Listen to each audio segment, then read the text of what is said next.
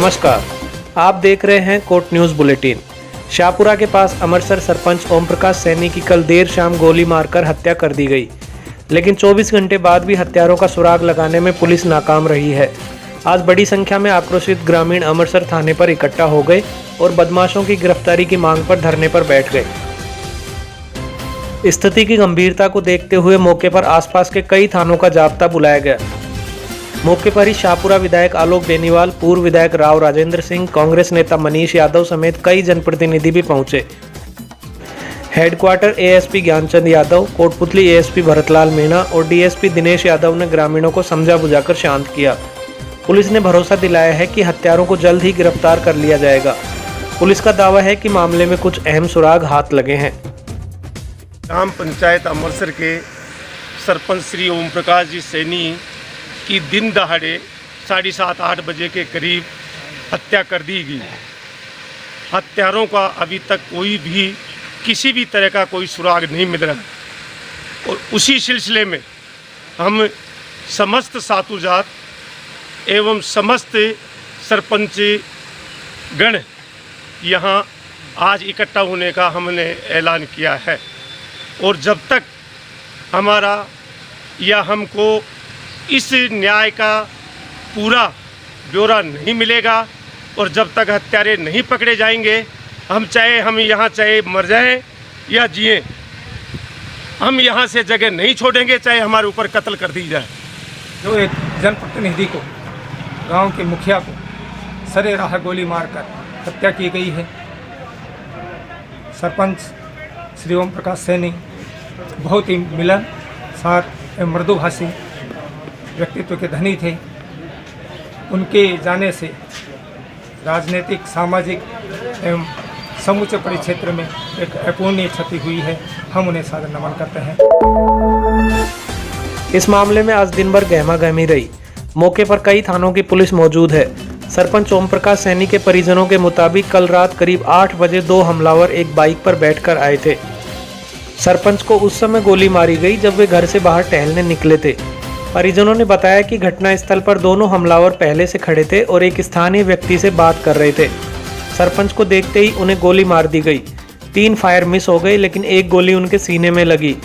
Firing की आवाज़ सुनकर आसपास के लोग घटनास्थल की तरफ दौड़े, लेकिन हमलावर भाग गए। घायलावस्था में सरपंच को पहले अमरसर सीएचसी लाया गया, लेकिन गंभीर हालत में उन्हें जयपुर रेफर कर दिया गया। चोमू के पास हालत बिगड़ने पर उन्हें वहीं के निजी अस्पताल में पहुंचाया गया। डॉक्टरों का कहना है कि सैनी की मौत रास्ते में ही हो गई थी।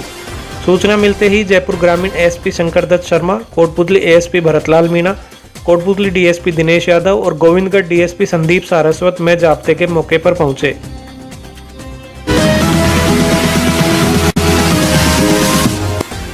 इधर विराटनगर में भी एक विवाहिता की संदिग्ध परिस्थितियों में मौत का मामला सामने आया है। बाणगंगा क्षेत्र की मठों की ढाणी का ये मामला है। थाना प्रभारी सुरेश चंद ने बताया कि आज सुबह पिंकी रैगर नाम की इस महिला का शव उसके घर में ही अर्धनग्न अवस्था में मिला था। ससुराल पक्ष के मुताबिक पिंकी ने फांसी लगाकर खुदकुशी की थी, जबकि पुलिस का कहना है कि उसके शरीर पर चोटों के निशान हैं। प्रथम दृष्टया मामला हत्या का लग रहा है। इसके बाद पिंकी के पीहर वालों ने उसके ससुराल वालों पर मुकदमा दर्ज कराया। पीहर वालों का आरोप है कि पिंकी के पति और बाकी ससुराल वाले उससे दहेज की मांग पर मारपीट करते थे और कई बार घर से भी निकाल दिया था। पुलिस ने पोस्टमार्टम करवाकर शव पीहर पक्ष को सौंप दिया है। जयपुर से आई एफएसएल टीम ने भी नमूने इकट्ठे किए हैं। पुलिस ने दहेज हत्या का मुकदमा दर्ज कर तफ्तीश शुरू कर दी है। मैं ऐसे मौके पर पहुंचा और डेड बॉडी का निरीक्षण किया गया तो प्रथम दृष्टया हत्या होना पाया गया। मृतका के परिजनों को बुलवाया गया, जिसमें उसके भाई संपत राम ने एक रिपोर्ट दी, जिसमें उसने संपत भाई ने बताया कि उसकी मृत्यु उसके पति राधेश्याम रैगर ने दहेज की मांग को लेकर की है और जिसके संबंध में मृतका का पोस्टमार्टम करवाया जा करके उसकी लाश परिजनों को सुपुर्द की है और दहेज हत्या का मुकदमा दर्ज करके जांच तफ्तीश कर रहे हैं।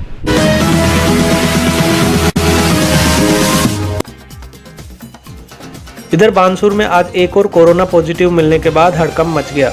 ये मरीज हमीरपुर के पास राठौड़ा के बास में मिला है।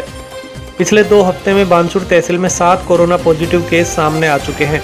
लगातार बढ़ती संख्या के बाद बानसूर प्रशासन अल्ट्रा अलर्ट मोड में आ गया है। फिलहाल कोरोना पॉजिटिव को अलवर के डेडिकेटेड अस्पताल में शिफ्ट कर दिया गया है और गांव को सील कर दिया गया है। गांव में तहसीलदार, नागरिक सुरक्षा अधिकारी और बीसीएमओ की टीमों ने भी मौके पर पहुंचकर हालात का जायजा लिया।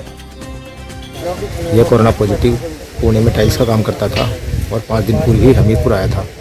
रैंडम सैंपलिंग के तहत इस कोरोना पॉजिटिव का सैंपल लिया गया था और आज इसकी रिपोर्ट पॉजिटिव आई है। रिपोर्ट पॉजिटिव आने पर क्षेत्र में कर्फ्यू लगा दिया गया है और इसके संपर्क में आने वाले लोगों को होम क्वारंटाइन कर दिया गया है। अब तक बानसूर में 8 कोरोना पॉजिटिव की पहचान हो चुकी है, जिसमें से 6 कोरोना पॉजिटिव उपचार पश्चात नेगेटिव हो चुके हैं व केवल 2 केस एक्टिव हैं।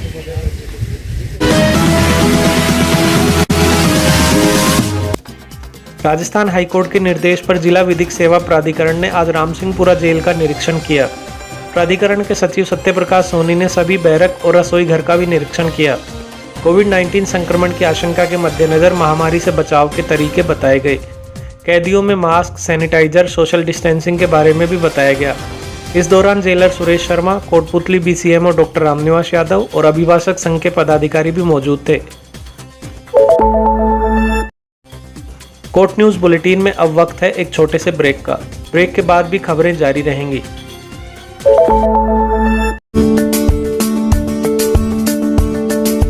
13 acres campus, more than 1200 students, 150 plus teachers and staff, state-of-the-art classrooms, classroom coaching for NEET, JEE. My aim of life is to become a nuclear scientist. Activity room, I will join the army. art room, I want to be an artist. music room, I want to become a musician. modernized laboratories, dedicated cricket stadium and 4 practice pitches, fully air-conditioned girls and boys hostel, 23 buses for day scholars adjacent to NCR. We are the Rajasthan International School, Kotputli. We at TRIS believe in all-round development of the child. We not only provide the excellence in academics, but we focus also in the sports.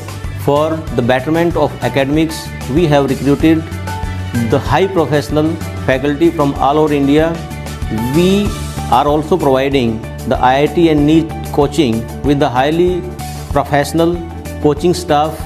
Our main focus is every child should be given proper weightage and they may get their cherished goal in their life.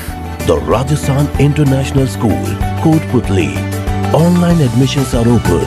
Please visit www.therajasthanschool.edu.in.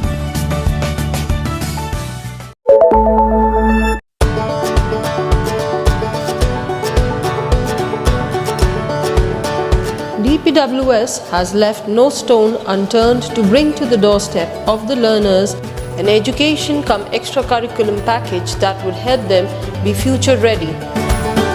DPWS provides world-class sports facilities like half Olympic-sized swimming pool, state-of-the-art badminton and basketball courts, skating rink. The school has GPRS-fitted buses. The school has blended learning with smart class facilities in each classroom. The music and instrumental classes have the latest technology. Children are taught guitar, congo, tabla, harmonium, and the list is endless. The art and craft classes help the children develop imagination and dexterity. The staff is highly experienced and well qualified to teach and impart knowledge to the 21st century learners.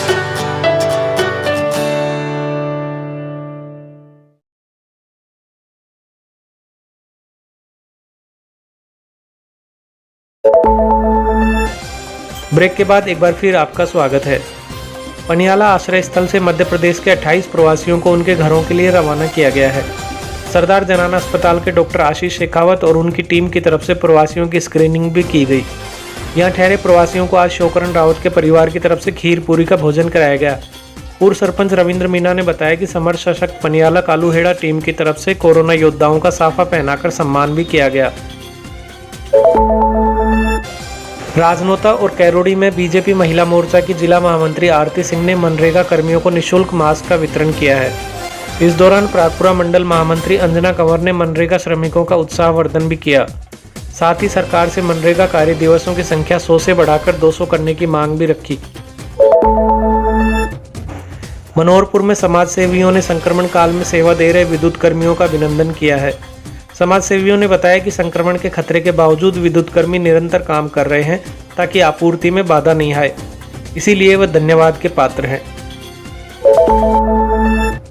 Molaheda में आओ मिलकर सहयोग करें अभियान ने स्वास्थ्य कर्मियों और आंगनबाड़ी कार्यकर्ताओं का सम्मान किया। समाजसेवी महेश निर्वाण ने बताया कि स्वास्थ्य कर्मियों को माला पहनाकर प्रतीक चिन्ह भेंट किए गए। पवाला गांव की भैरू की ढाणी में 21 महिलाओं को निःशुल्क सैनिटरी पैड्स का वितरण किया गया। इस दौरान आंगनबाड़ी सहायिका मीना देवी और कमला देवी ने महिलाओं से जुड़ी बीमारियों और उनके बचाव की जानकारी भी दी। आयोजकों ने बताया कि सैनिटरी पैड्स के वितरण का कार्यक्रम आगे भी जारी रहेगा। आप हमें फेसबुक पर देख रहे हैं तो प्लीज़ इस वीडियो को लाइक करें और अगर यूट्यूब पर देख रहे हैं तो कोर्ट न्यूज़ चैनल को सब्सक्राइब करके बगल वाली घंटी जरूर दबा दें। कोर्ट न्यूज़ बुलेटिन में आज इतना ही। नमस्कार।